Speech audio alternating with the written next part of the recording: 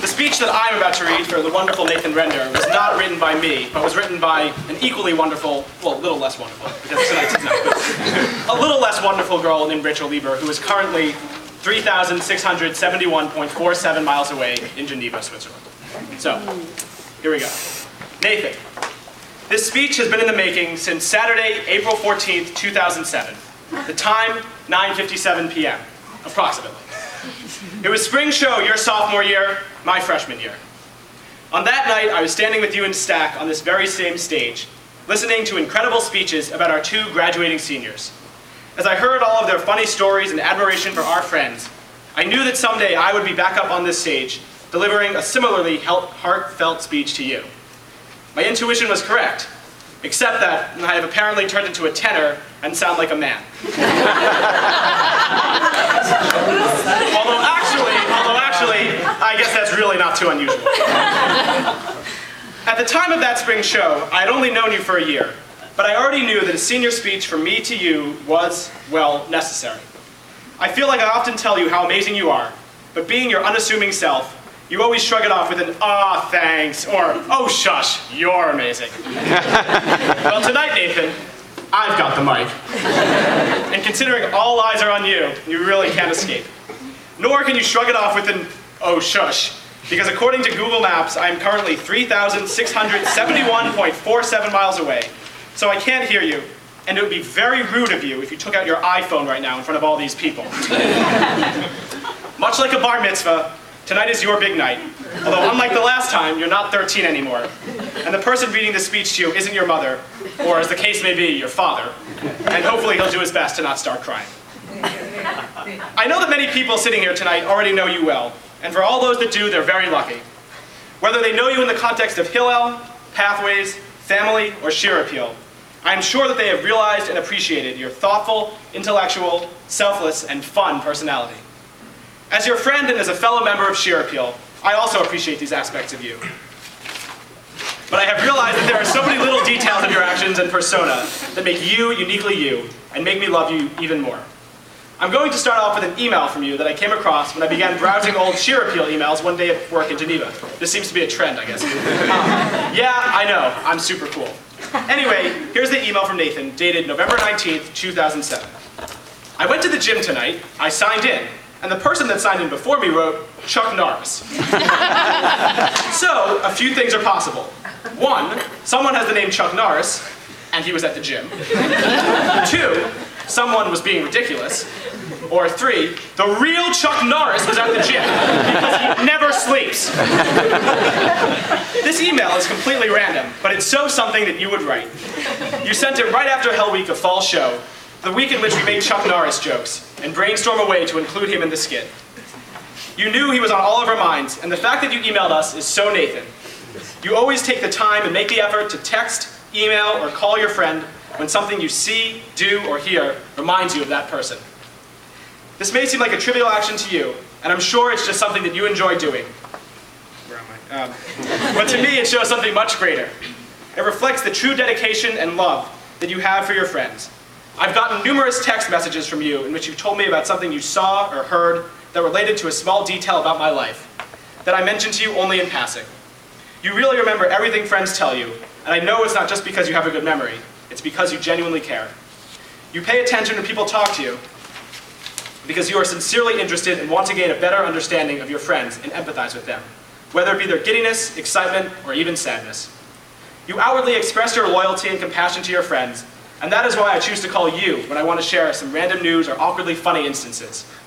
It is also why I feel comfortable going to you whenever I have a tough decision or I'm feeling down and need someone to talk to. Whether we are living in different parts of the world or just 3 houses down from each other on Bromfield Road, I know that I can always look to you for the perfect advice or perspective on any situation. And I know I'm not the only one who feels this way either. Everyone in Shir Appeal has realized your empathetic personality and your tact for listening and giving advice. And I know that it's going to be difficult without you here next year. Although I'm sure I will still call you frequently. I mean, who else would harmonize Don't Lie by the Black Eyed Peas with me all of next year? In addition to making yourself available to listen and to help us, I think another uniquely Nathan aspect is your love for individual fun dates with each one of us in Shir Appeal. Whether it's sushi, trips to the airport, Chipotle, Carmichael, walks to get tip-top ties wannabe bubble tea, adventures to inappropriate stores on Mass Ave, or simply eating dinner in one of our houses, my Nathan dates have been true highlights of my Tufts career. And I know that everyone in this group has had similarly wonderful times with you. Even though you see each one of us for 7+ hours each week, you still make the effort to get to know each one of us beyond our role and personality in the group. I think that these individual friendships you have formed with each one of us have earned you an enormous amount of respect in the group. If there's ever a controversial issue or decision to be made in Shir Appeal, everyone looks to you and wants to know, what does Nathan think? We know that your opinions are going to be realistic, selfless, and in the interest of what's best for the group as a whole, while still being considerate of individuals' feelings. But okay. My passion for expressing how much of a good person you are has made this speech a little too serious for my liking, and definitely too serious to sufficiently reflect your fun, outgoing, spontaneous, and just plain old ridiculous personality. There are so many times in rehearsal when we're all being serious, or at least normal, and you come up, hey, she wrote it, and you come up to me and whisper some absurd comment in my ear.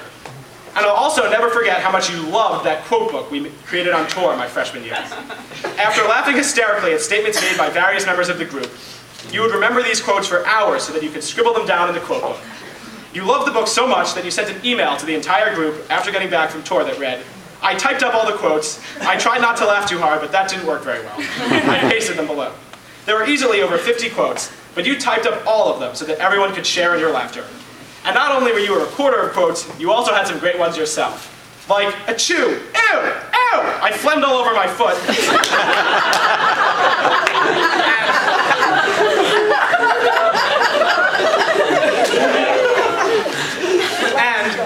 Oh no, I just swallowed a musical note.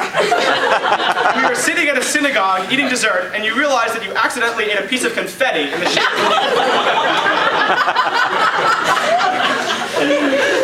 Nathan, from the moment I first bonded with you, when we shared a sleeping bag in the Harry Potter-like closet under the stairs in Evan's basement, I knew that you were someone special.